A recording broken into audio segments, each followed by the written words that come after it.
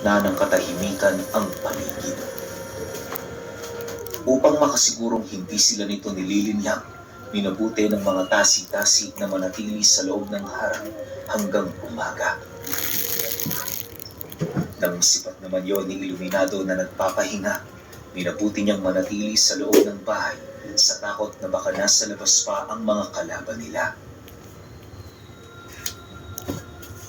Habang nakaupo siya sa gilid ng pinto, hindi niya maiwasang mapaisip gawa ng papaano sila nadadaig ng mga nilalang na yon, gayong aminado siyang hindi rin pangkaraniwan ang mga tangang abilidad ng mga tasi-tasi.